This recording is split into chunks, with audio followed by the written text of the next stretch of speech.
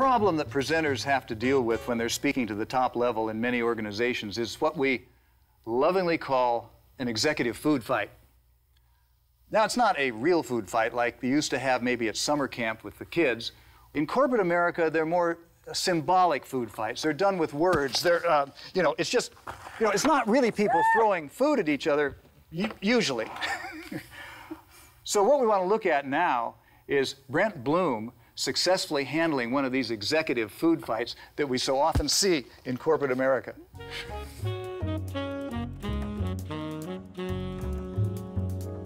My name is Brent Bloom. I'm a senior director in HR. I oversee the talent acquisition and the learning and development activities. This specific presentation is focused on a product that I want to bring in that I want to be able to use. It's a tool. It's a media management tool, and I want to get funding for that. I'm anticipating that we'll have a few executive vice presidents in the meeting, as well as our chief financial officer, of course, my boss in charge of HR, as well as the CEO. As with any organization, the leaders are fighting for the funding for all kinds of projects. So there may be some discussion around where this project falls within the importance compared to some of the other projects that are up for funding.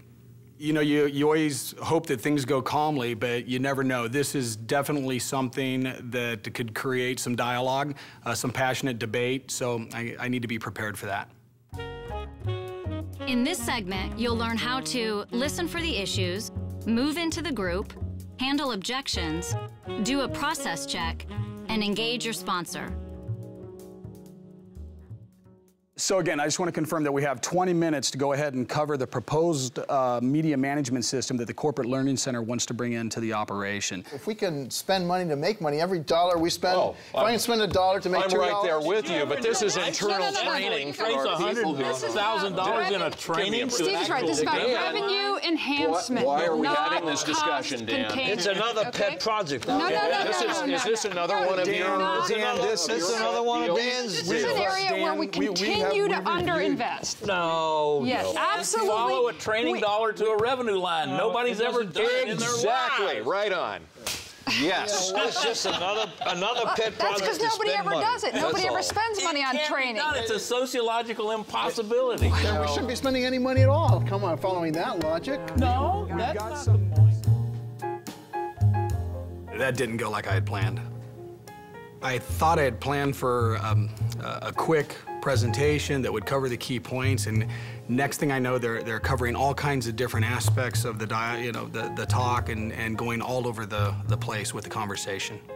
It felt like I was in a hole, and more dirt was being pulled on me. They threw out so many different topics. They changed the issue. The concern that they had shifted from point to point to point, and I just wasn't prepared for that many different elements coming at me.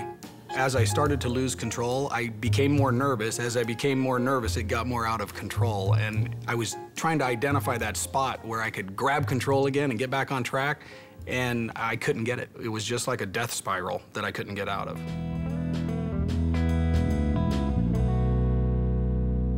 But he never handled an objection. Right. There was issues around about return on investment, will it improve sales, et cetera. He never tried to even interject and say, I can demonstrate to you why this is going to be cost effective. And why it's different this time. If the sponsor doesn't step up and save it, then the presenter is really at a loss. If the heat is coming because the C-level executives don't agree with each other, which may be part of the problem, okay? There's a situation going on and there's disagreement in the room about what to do. Then, all I think you can do is present, well, look, I understand that position, and I can see why you disagree with this.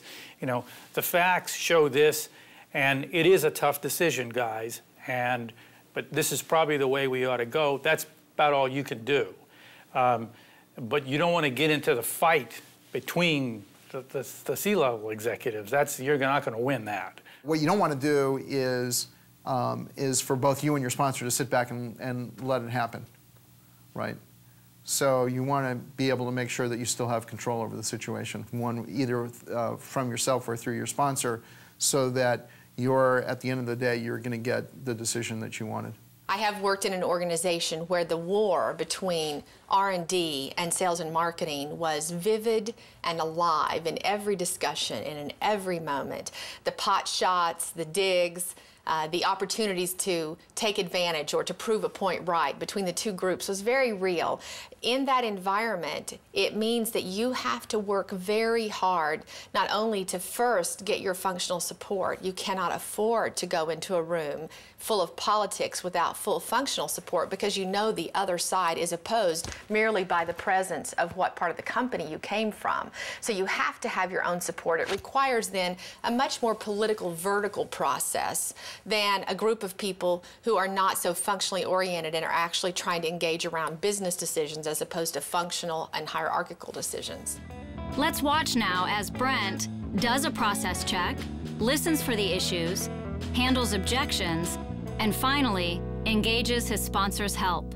Real quick process check. Corinne, Bob, you guys are making some good points. Now, Bob, this is a little bit different than the agenda that we were going to go down, but we could easily shift gears here, use the remaining 15 minutes to talk about this and run forward. I'd be glad to facilitate that. Or we could move forward with what I got presented, or we could go in any direction you want. Dan, well, here's one thing I'd like to do. We got $1.3 million worth of scheduling. Yeah, hang on. Yeah. That's a lot of money. So again, Harold, it's... And what is a media management system? That's the issue. We're trying to do an ROI discussion without even knowing what it is. So I suggest you sit tight for a minute and listen to what the proposal is. What is a media management system, and what's it going to do for us? Dan, thanks. So let me first go over a media management system. The media management system is going to take a lot of our learning solutions. So we're going to save some of this back on plane tickets that they don't have to... you know what? Harold's making a really good point here. Let me grab Harold's concern here around the investment for travel. That's one of the major issues that we saw within the corporate marketing group. They were spending an enormous amount of money on the travel front to go ahead and get the information around. I felt a sense of relief. It feels really good to first have a good, deep discussion with the executive team. It makes you feel like you're adding value to their thought process and their decision-making process. This second time, one of the best strategies that we put into play was understanding where we could end up going depending on what the executives started to talk about. The other thing that we did that was a little bit differently was we did a dry run with this presentation in front of my sponsor, and the sponsor challenged me with some questions that prepared me for this. So whether I was too aggressive or not, I think it was more important about finding the right time to step in to help facilitate where we were going with the dialogue.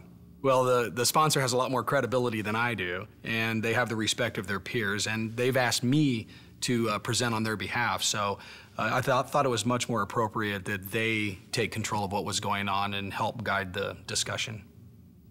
Going through this whole process really helped remind me that you've got to get your homework done.